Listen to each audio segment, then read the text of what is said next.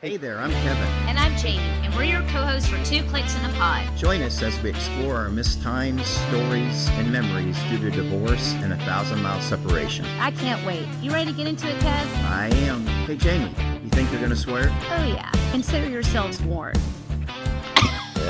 I'm not doing myself any favors by wearing a ball cap all the time. What favors are you trying to do for yourself? I'm not trying. I don't know. She just said that she gets tired of trying to find me through underneath that bill of the cap. I said, well, okay, that's fair enough, but I didn't wear a ball cap to the reunion. I mean, all right. So much anticipation here. I want to hear, how was the reunion? Oh man, the class of 73 rocked it. We had a great time in Williamsburg, Virginia, where we all went to school. Good turnout. It was perfect. Everybody was really, really excited. But takeaways from the reunion is, John Gaida is how we pronounce that in high school. They've since gone to, John and Michael were twins, but John and Michael Guida now. They're taking their actual Italian pronunciation of their last name. That's like a really Italian last name, because isn't Guido like a slang or slander for Guida, Guida, Guida. But when people say Guido, like they're a Guido, isn't that almost like, it's a very nasty word for an Italian person, right? Yeah, it's fine. I don't know that specifically, but I know what you're talking about. And that was, or am I mixing that up with another word? I don't know. I can tell you the reason why they changed the pronunciation.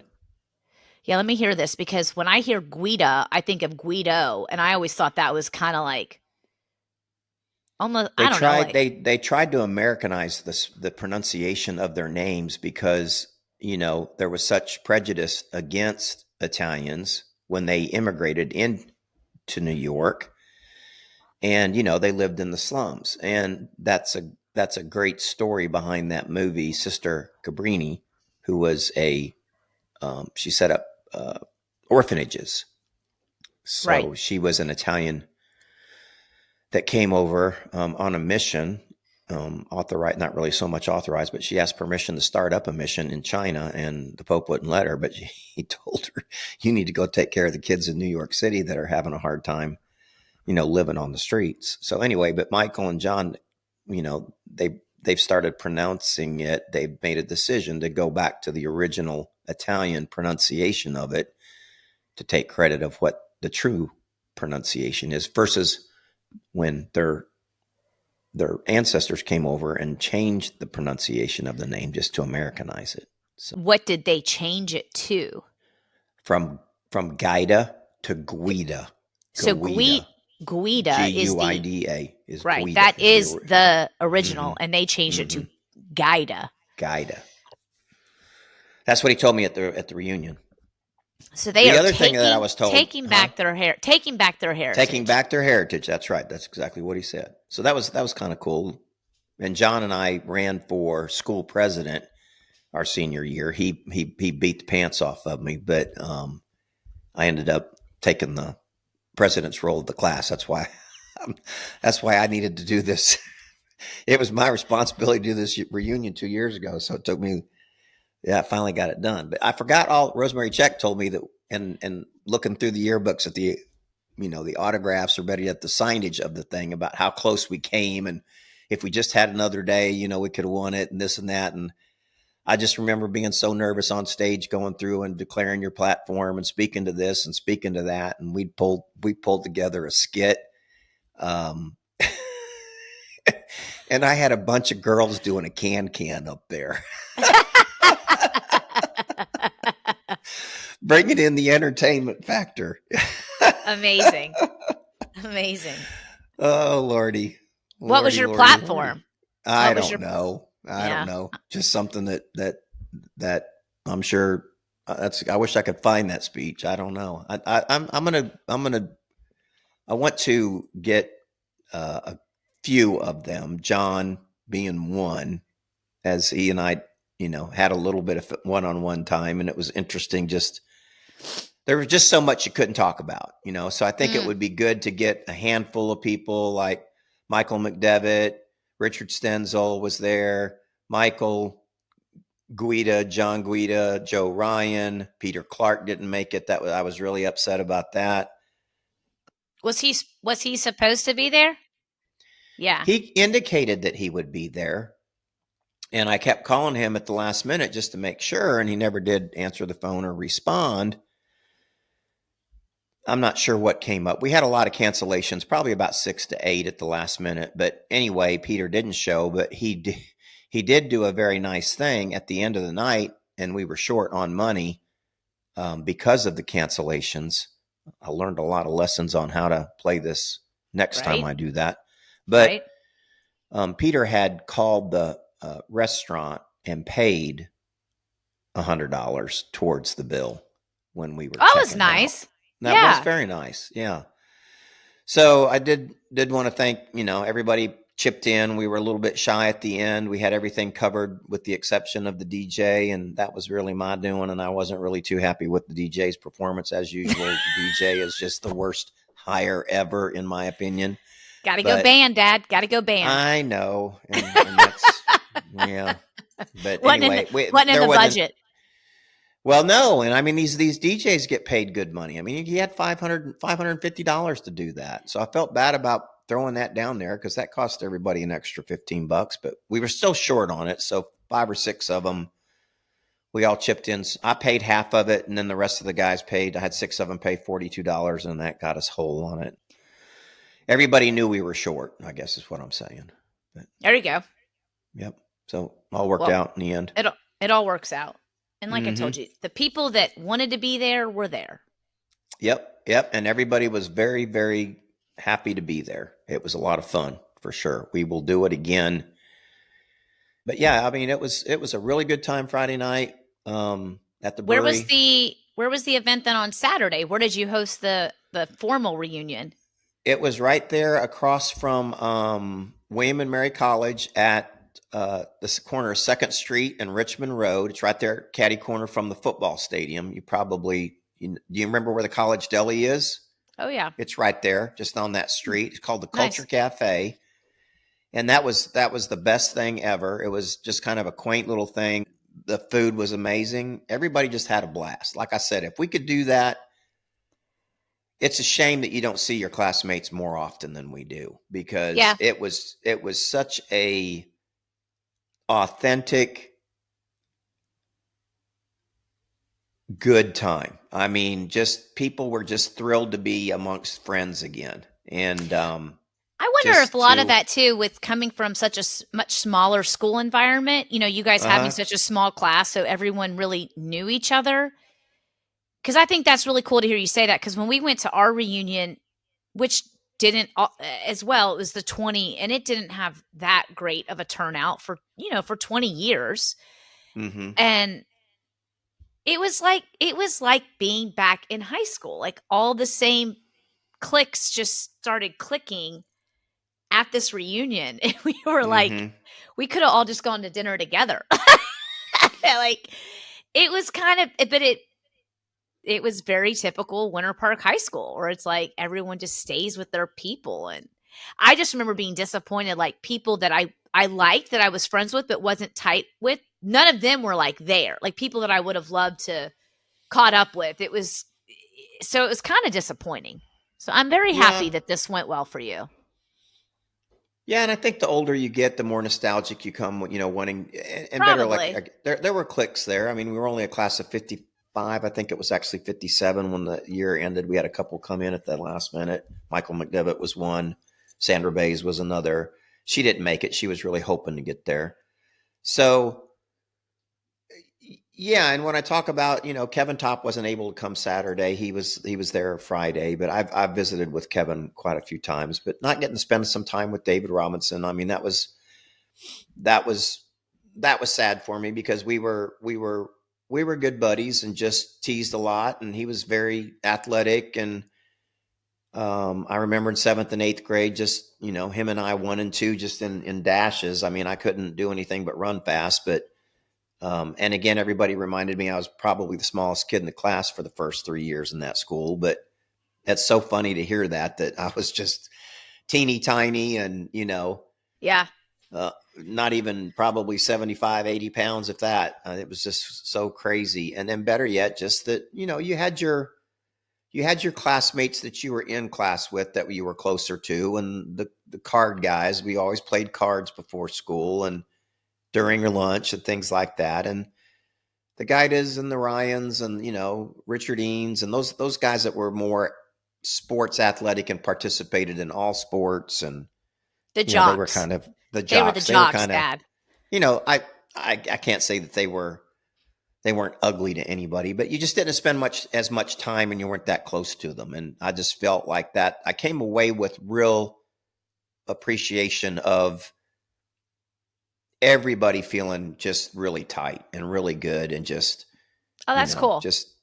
And I'd love to go back in 3 years. Better yet, I would love to almost start an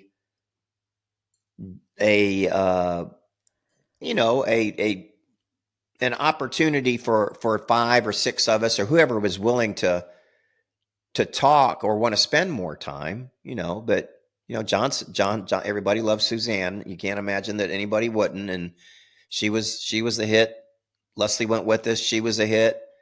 So, I mean, it was just really good. Everybody took to everybody. And hell, John invited us to come out and meet him and his wife in California where they're living in, Newport Beach. And daggone it, I think I'm going to take him up on it. So there you go. Man, it was just cool. That's great. And it's kind of important, I think, more so important, knowing how hard we've had blending in here in Nashville and getting any kind of relationship stirred up, and how weird that seems to me when you can go back and, I did go to the 20th, so 32 years later, go back, and it was just so freaking cool. It was just surreal. And I think everybody said the same thing when they got a chance to experience that just getting back into your old hood and your old group was just really kind of neat. And we took a tour of the school, and I didn't think anybody would really be interested in that, but man, that was one of the best parts of the whole weekend. They rolled out the carpet and had refreshments, and the alumni coordinator and sister Mary Jean, I mean, she's not the principal, she's actually the president. I mean, all of that is pretty much run by lay teachers now with a committee, or better yet, a board of directors kind of doing it. But Sister Mary Jean I didn't know, she wasn't there when I was there, but she was telling me stories about Sister Bernice. And I told her the story about her throwing an eraser at me and my name and this and that. She just laughed and she said, "Kevin, that is so funny." And that's kind of my point, is that meeting these people for the first time, knowing that you're an alumni, and how strongly we all felt towards that school and what it gave us and what it provided us as far as a moral compass and friendship, and better yet, to be revered just because we're alumni of Walsingham by the people that are still there. I mean, it was just so freaking sentimental, and it brought tears to my eyes. I mean, I was going to ask, did you cry?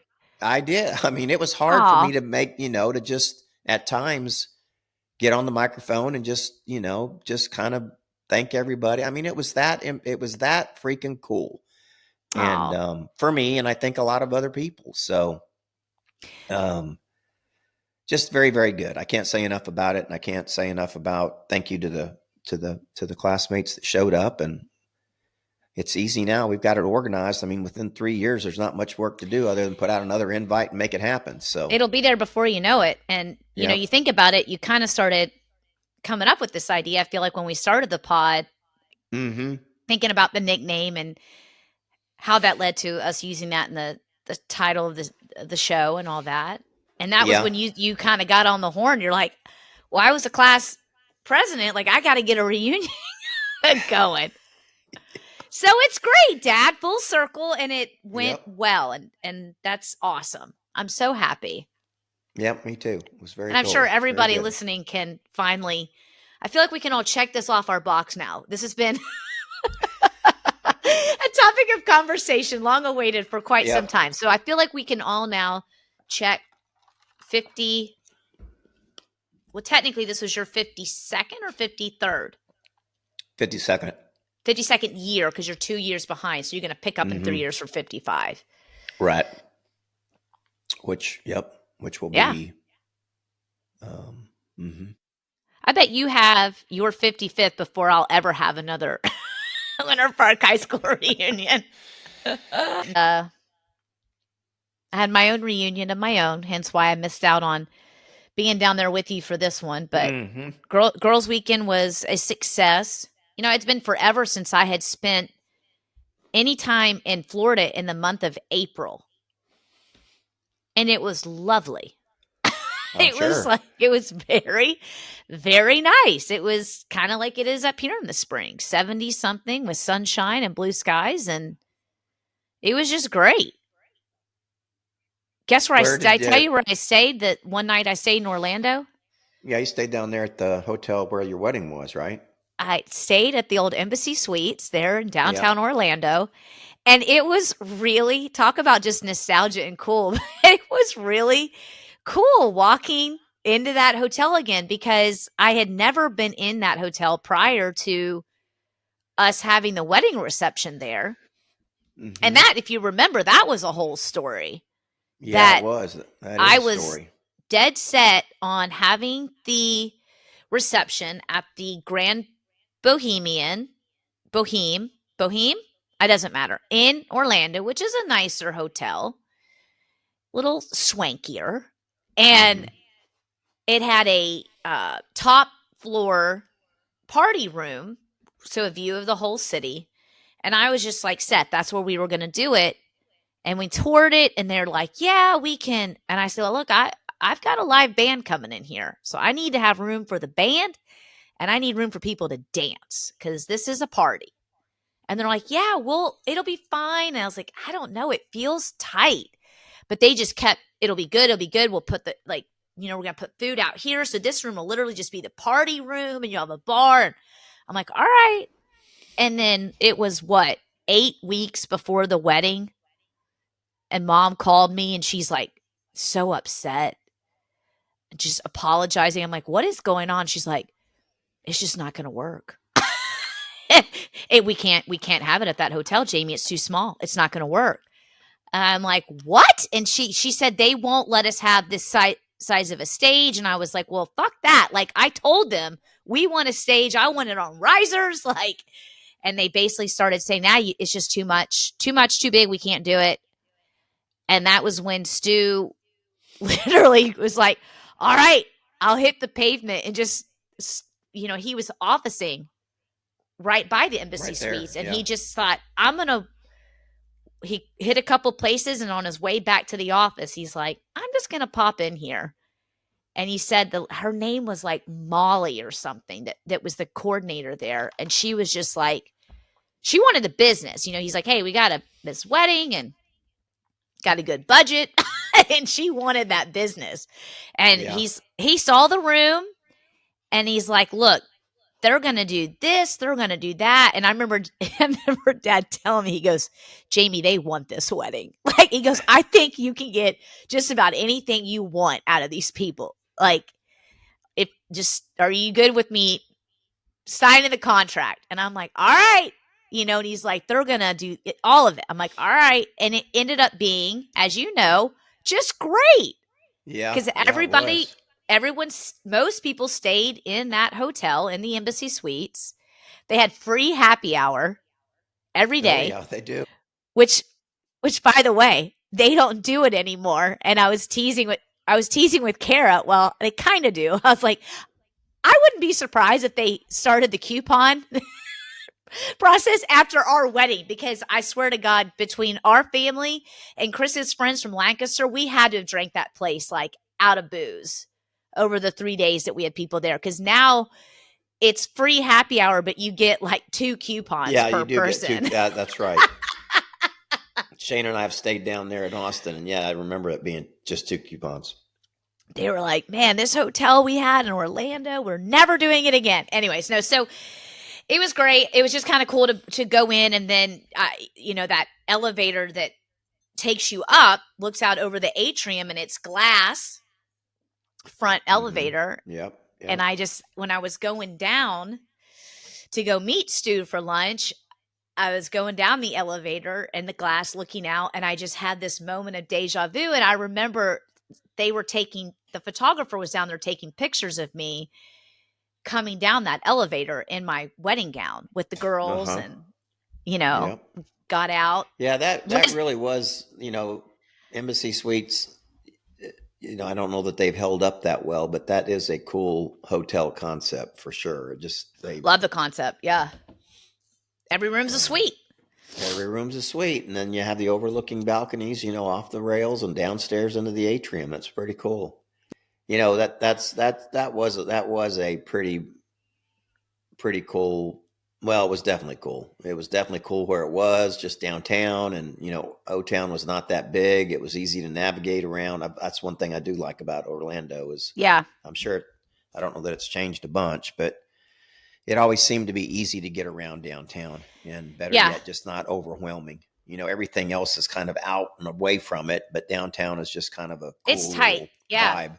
Yeah. Well, I mean, I Ubered to lunch that day because I was running late.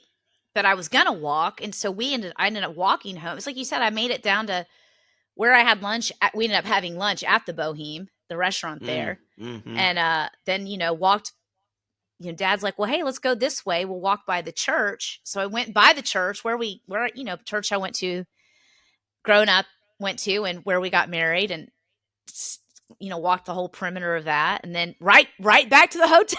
I'm like, well, shit, we're here. It's like, to your point, it is just, Orlando just is not, I think people think about Orlando and they think it's so big, but really Orlando, I guess, proper is big, but downtown, it's a small downtown. They've got Dad now by that bar we used to always go to when we would be home from college. They have this like upscale Taco Bell, like right across the street now. They're called like Taco Bell cantinas. And they're like fancy Taco Bells, like almost like a Chipotle, but it's Taco Bell. And Kara's like, oh, look at what they've got now. I'm like, oh my God, how did they not have this when we were, running around down here? And some of those same bars are open, and it's what bars are you talking about? They're on that kind of on the east end or over in that little park area or by the lake? No, not by the lake. Over, not like, we're not like Church Street, like that was no, I'm not talking about Church Street. Further out from that, I guess you would say east of that, but still in downtown. Yeah. That whole area down there by that lake and around the lake, they have that. I kind of almost compare it to like a Lower Greenville area where it's more of a residential area. Yeah. And there's little Lake Eola breakfasts down there, and there you go. And then they always got the starving artist shows going on around. Oh yeah, around the lake. Like, it's just cool weekend. Like from there, where you're talking about towards Winter Park, you wouldn't recognize it. Like that stuff that was kind of run down and there's nothing there. Now it's all, small owned restaurants or shops. It's not even like it kind of goes like cool not small town looking stuff, but small business stuff. And then as you get closer to 1792, it's crazy. It's like everything it's just changed so much. So yeah, I did that Thursday night, and then we got Julie from the airport Friday morning. Kara stayed with me at the hotel Thursday night, and then we picked her up and headed out to New Smyrna. And it was just such a good weekend. Like, we're Meredith's house that she's renting. The owners have bikes. So we were riding the bikes around all weekend. Kara brought her bike from home, and then we had Meredith had her bike and Julie and I were riding the owner's bikes. And it was great because the guy, Meredith, had texted saying like, hey, do you care if we use your bikes? They're not locked up. And they're like, yeah, that's fine. And they had 3 bikes. And it was like, but yeah, that's fine. But this one doesn't work. This one might need air in the tires. And this one works, but you can't change the gear. So Meredith's reading the text and I'm like, okay, so we got 2 available bikes and we need to find an air pump. And Julie, you've got the bike with no gear. I'm not riding that one.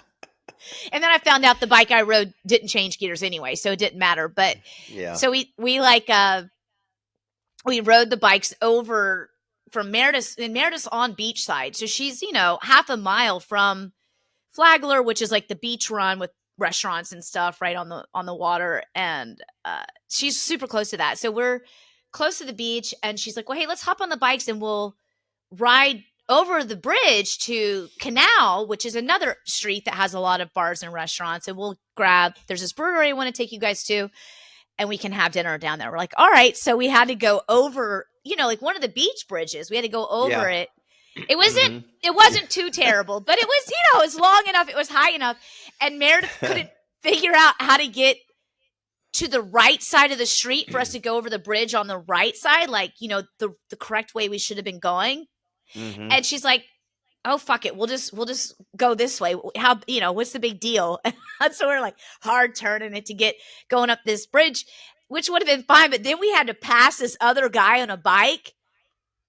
And Dad, I was like, my arms were kind of like getting nervous because these bikes were not in great condition already. Yeah. I couldn't, the seat was too high on mine because it was locked. It was jammed. I couldn't get the seat down. So I'm already like these short little legs working this big ass bike. And Meredith's in front and I'm behind her, and then Julie and Kara are like behind. Anyway, it was just like, I just feel like anytime we're together, at some point I am put in a position where I am just uncomfortable with my physical abilities to get to do something. So we make it, thank God, we make it over the bridge, and it was cool. This brewery was cool. We had a couple of drinks there, and then walked over to this restaurant, very small Italian restaurant, and to eat. And we ended up getting pizza, but it was like really, really good pizza. But it's one of these restaurants, Dad, where you almost felt like you were in New York because it was so skinny.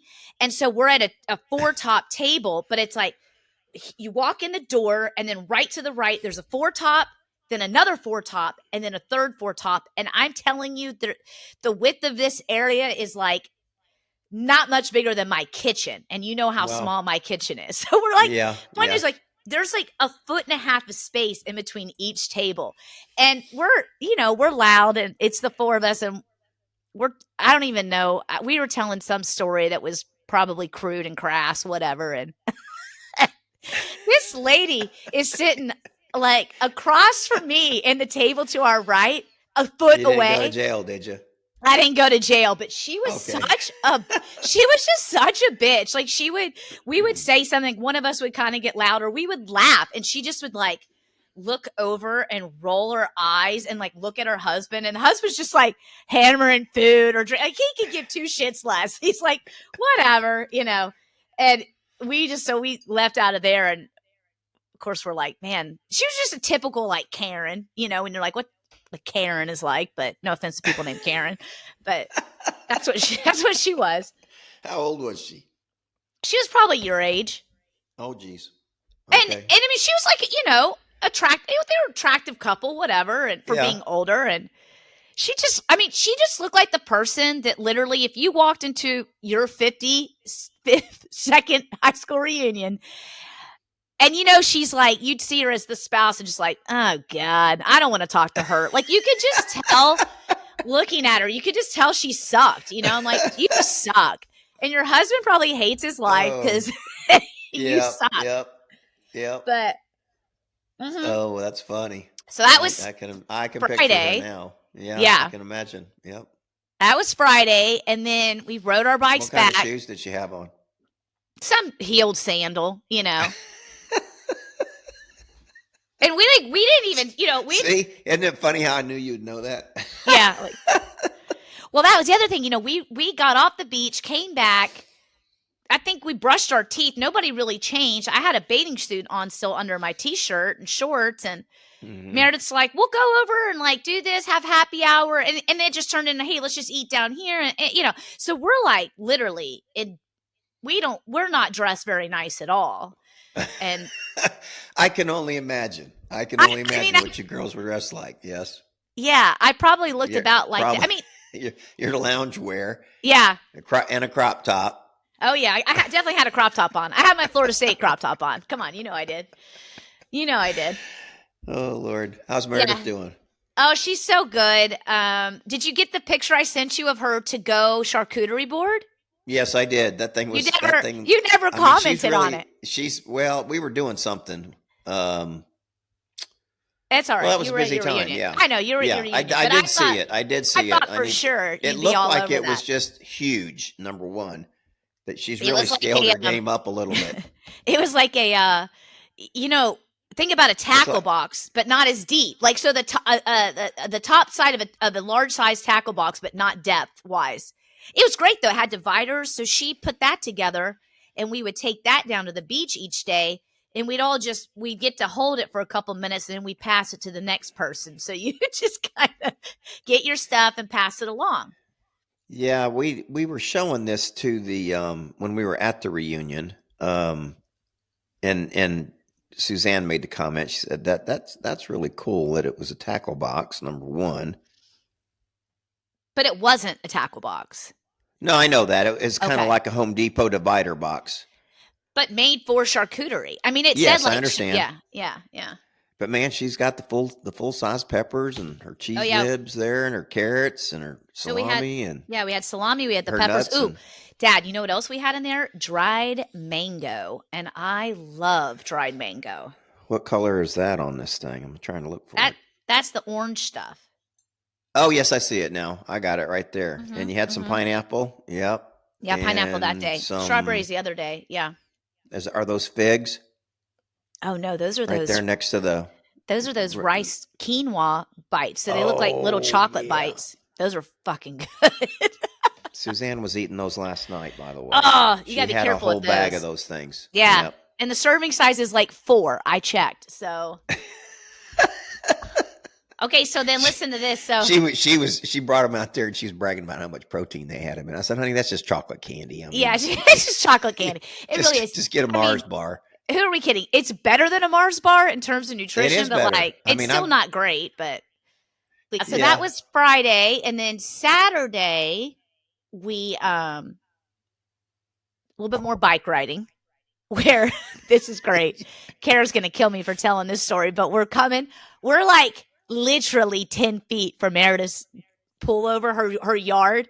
And there's cars, we're riding in a row because there's no sidewalk. We're on the road and we're on the right, we're just being safe, but there's no sidewalk. So these cars won't go by us. There's no bike lane either, huh? No, not on Meredith's, like that we're on her street. So we're going, and I kind of looked back and I had space. I was in the lead. So I just pulled over, like in the house is on the left, had to cross the street. Here, Meredith comes in, and then all of a sudden I hear Julie go, "Oh shit!" Oh, she's down, and Kara, like Meredith's driveway before you get to it, it's got like a crushed shell, almost like path, and she hits that and slides out and falls.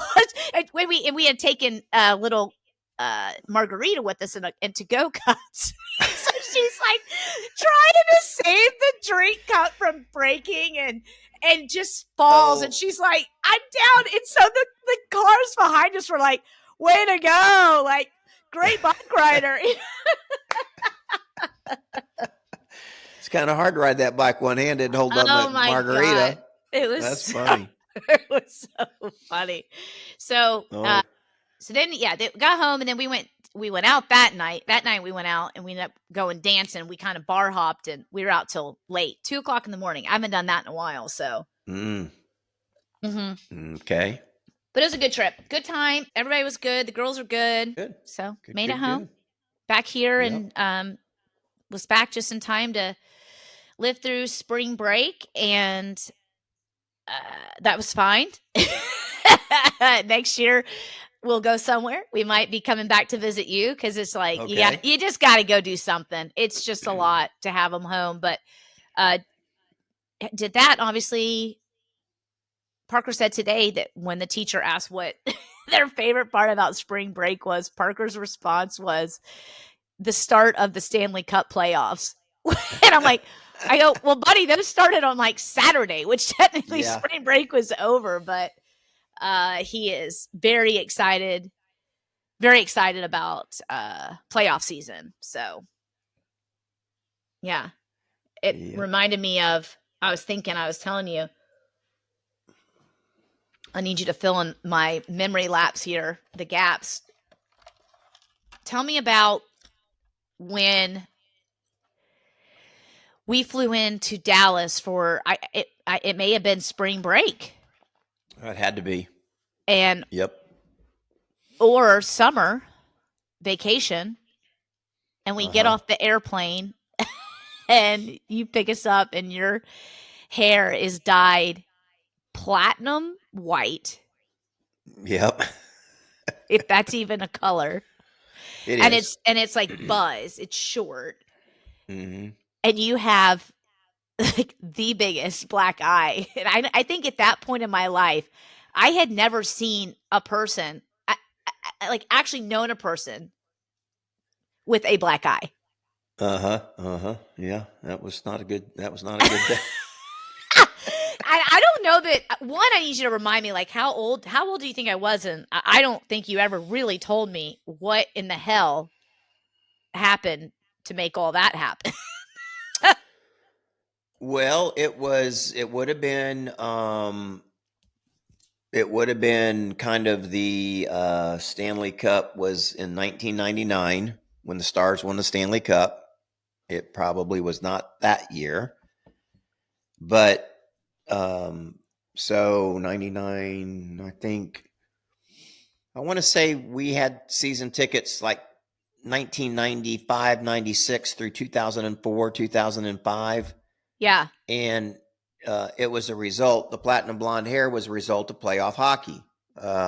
Stars would, and I don't know, I haven't noticed it. I haven't really looked, but there was this fad going around where the playoff hockey, all the players, not just on the Stars team, but on other teams, but they would bleach their hair blonde, and number one, cut it. Number two, bleach it. And then that's what they did throughout the playoff season. So after watching this for a number of years, I just said, I think I'm going to go ahead and give that a shot. So I bleached my hair one year, and we did it multiple years, but actually David Gargaray, who was on our, the helicopter instructor who was on our podcast a couple of weeks back or months back or whatever it's been, not that long. But I weaseled him in going to the game with me, and we were at the lake, and we all went in there, and we both dyed our hair blonde before we went to the game. Oh boy! So that just kind of became, me. It became ritual, and we did it for a number of years. Well, the first time I did it, and it was probably the first time, I'd learned my lesson pretty quick. But so real quick, I looked Yes. this up. I looked this up to tell you. It says the Dallas Stars have been to the Stanley Cup playoffs in 1981, 91, 99, which is when they Okay. won, right? Yep. 2000 Yep. and 2020. That was Yes. the abbreviated So it would have. years. It So probably maybe it would have been. Yeah, but that's when they win. That's when they were in the playoffs. Those are when they've been to the playoffs. So I'm thinking it would have been maybe 91. No, I don't think we had season tickets in 91. Okay. It could have been, though. That 91 would have been. That might have been it, because you were young. I would have How been old were you? 10. I would have been. Yeah, I would have been 10. That could have been that was probably the game. That was probably true. Because in 99, I went with you to a playoff game. Right. And I don't think I had my hair dyed in 99. No, you did not. No.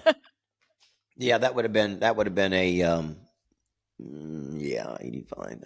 Yep, probably. So probably Maybe. 91. So anyway, that was the ticket. So 91 was just, and that was when we were still playing at Reunion Arena, not the new stadium. So still kind of and if you may or may not remember, but they had the Stars Club on a hard shell tent just right outside the actual arena, to where you could run over there before the game.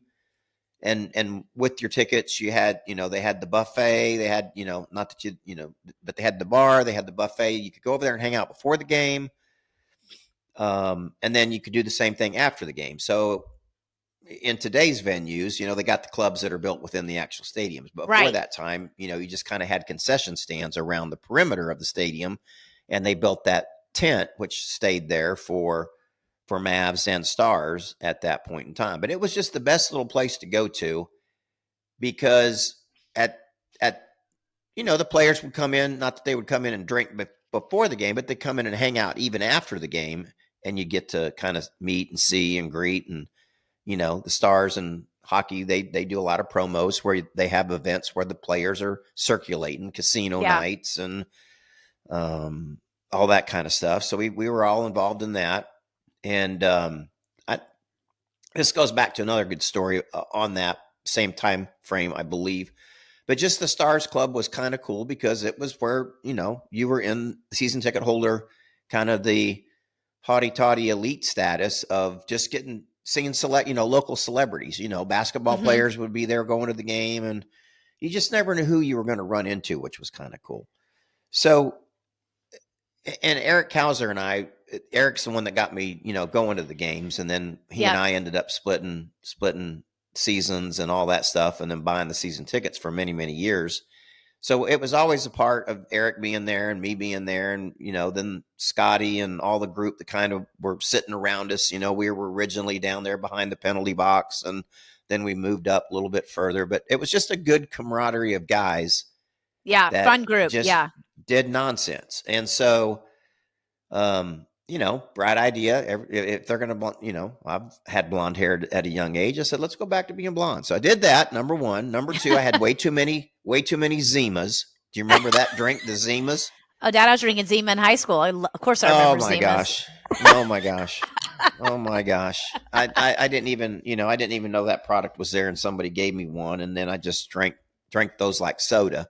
Well, yeah, it's like Sprite. Yeah. Those things had pretty high alcohol content. I mean, they would just knock you senseless.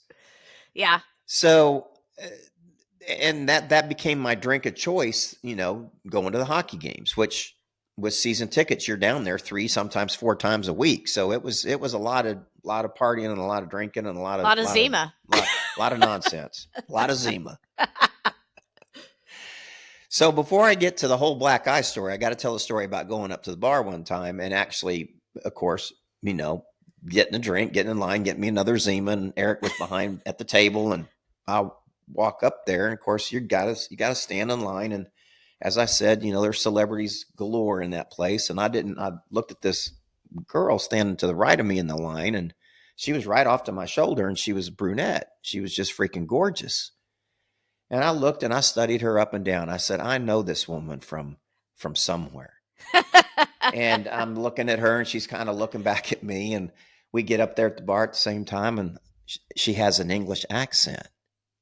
And I said, that connected it right there. Oh boy. And I looked over at her and I said, has anybody ever told you look like Elizabeth Hurley?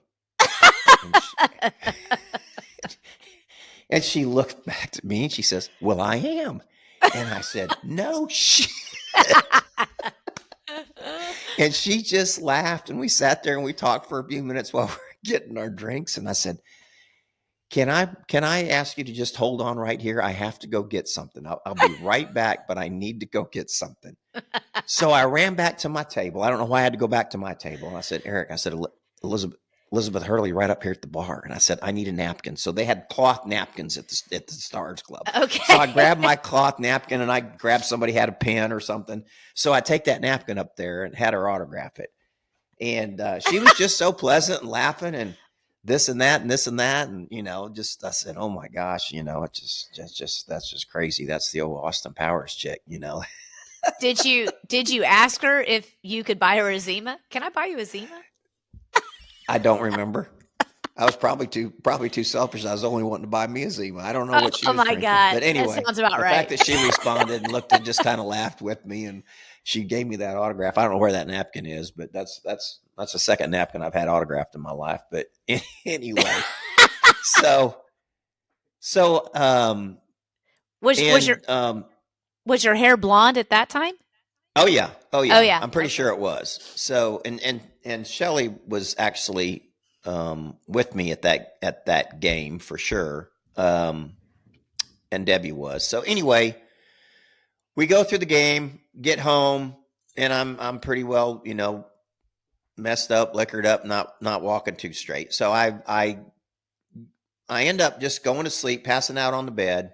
And in the middle of the night, I go to get up and go into the bathroom.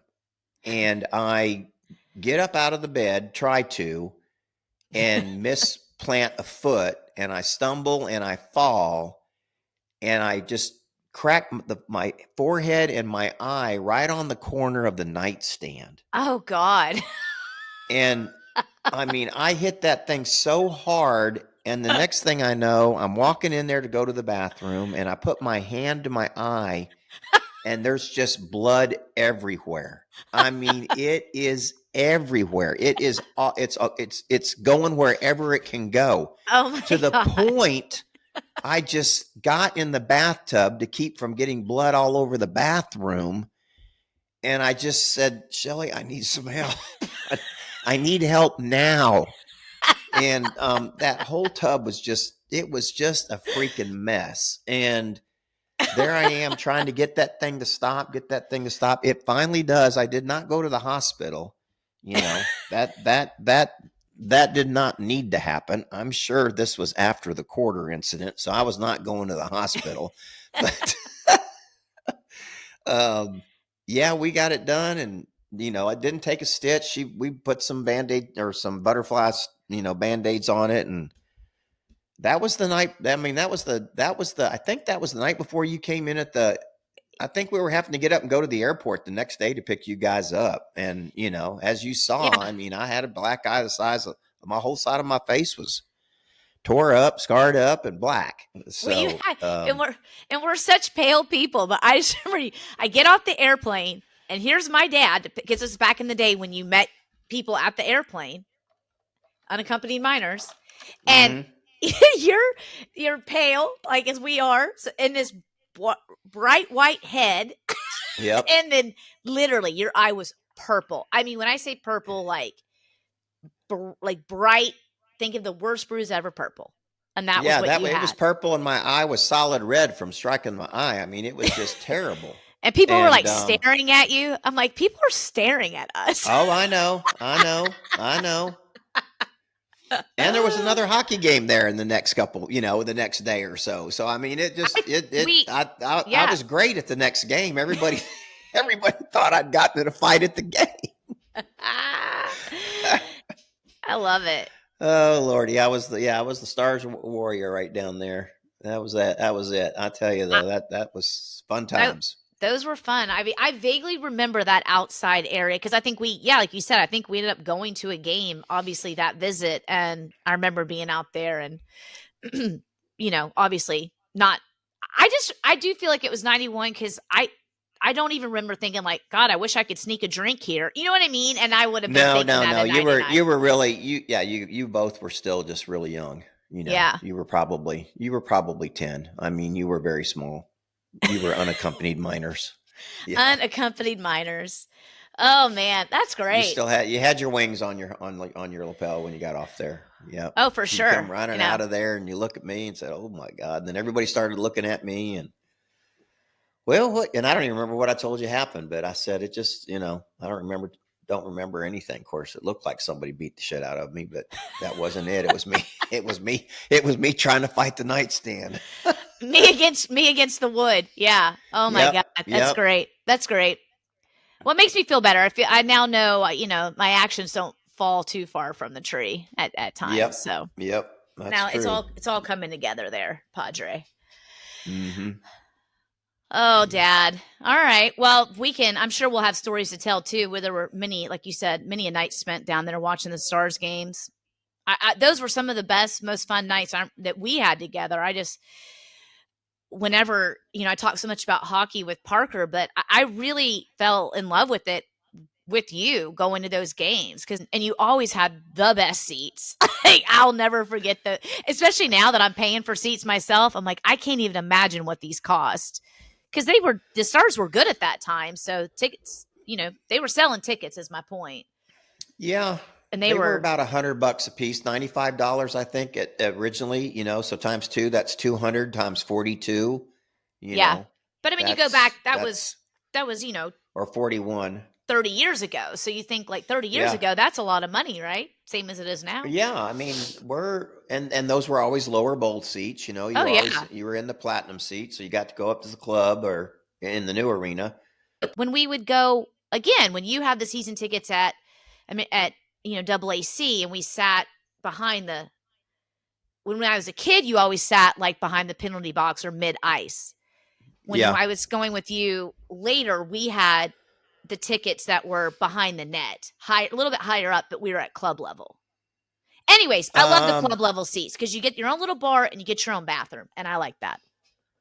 Oh, yeah, you're talking about when we bought the seats up there, yeah. Yeah, because Eric and I moved from behind the penalty box up to row M, just off to the right, 105, as I remember it. So you're kind of at the blue line, and, you know, we're smart enough to get on the aisle.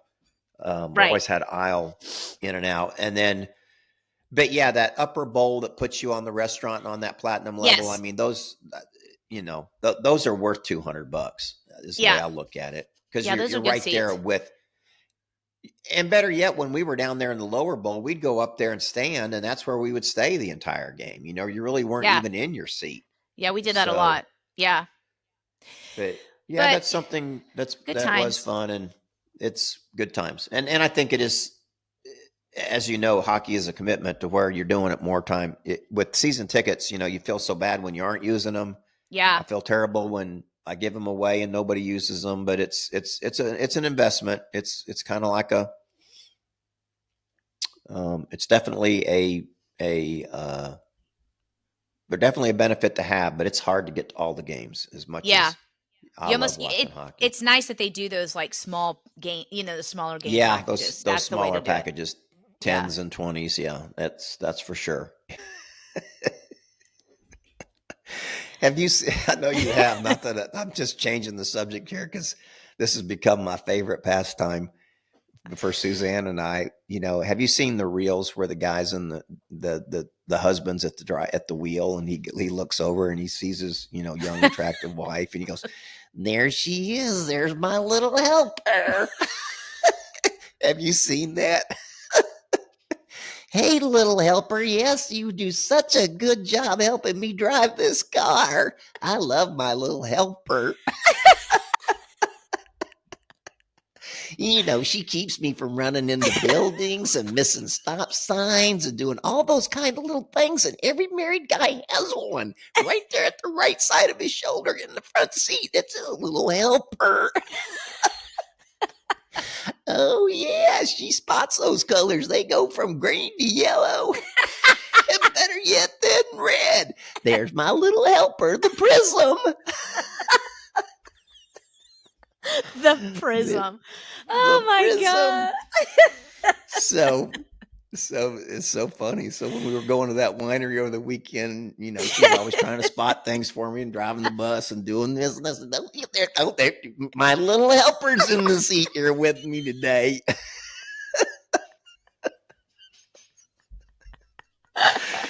Oh Lordy. She's always asking if she can. She always asking if she can drive. So I let her drive. I said, "Why don't you drive us to the movie?" I said, "I'll let you drive." And so when she just drives, I'm not her little helper. I am on her ass like a duck on a June bug. Just, "Oh my God, honey, you're off the road. You're off the road. You're going over here. Come on, keep it straight. Keep it straight." So she'll look over at me and she goes, "Oh yeah, I've got a little helper too." God. "There she is, my little helper. Every man has one. When you get married, you've got a little helper that comes with you in the car." Oh. Well, now that you've said it a million times, I guarantee you my Instagram feed will send me a reel with this. Oh, you're going to love it. You are going to love it. You're going to love it. And it's so funny when the girls are looking at when they first start talking, he goes, "Yeah, she's such a beautiful girl. She's my bride. She's my wife. And guess what? She's my little helper." And she gets all giddy and she's smiling and everything. And then he goes, "Yeah, she can spot things. She's really good. You know, she tells me when it's going to be green, when it's going to be yellow. Better yet, when it's going to be red. There she is, Mrs. Prism. Mrs. Prism."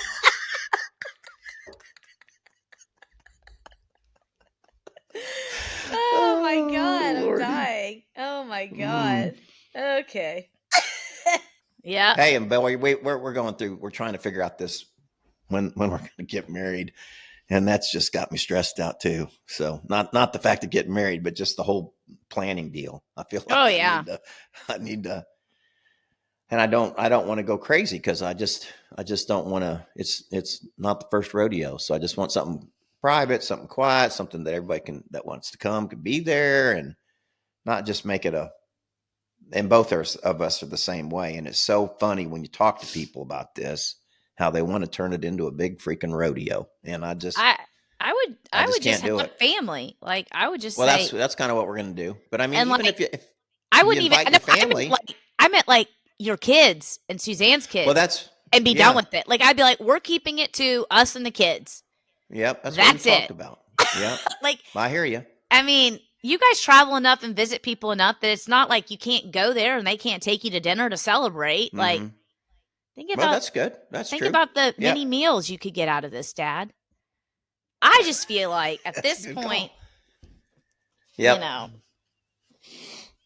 should be just a nice evening. No stress. All right. Well, we'll talk about that more later. Yep. Yeah, we can. Always. I'm always happy to give input. Yes. Okay. I like that we called it input. Some call it opinions. Okay. Yeah. I like input. All right. Go ahead. Well, I was just going to say, let's get off of here and go get some dinner. But I did want to bring it to everybody's attention that we'd have some merchandise here. One sitting on my head right now. We've got some caps and merch that has come in. So if anybody... We need to figure out how we can distribute those, but we're going to be doing that here over the next couple weeks. They're here. They arrived this week and turned out pretty nice and good. Different. I think they look great. About 4 or 5 different caps. So, yeah, we'll post some pictures, and then if people want one, just hit us up on info@2clicks or shoot me a message through 2 Clicks in a Pod on Insta. We can make that happen. Yeah, good call on the shout out. I'm very excited about the hats. Very excited. Get those out to you. So, all right. Well, okie doke. I love you, Dad. Love you too, honey. Thank you for tuning in today. With so many podcasts out there, we are grateful you chose to spend your time with us. And we'd love to hear from you. So send us your questions, comments, and feedback to info@twoclicksinapod.com, and we might feature your message in a future episode. Also, don't forget to follow us on social and head over to our YouTube channel where you can watch the full episode live and in living color. You can find us at 2 Clicks in a Pod. That's 2, as in the number, clicks in a pod. Well, James, until next time, love you. Love you too, Daddy.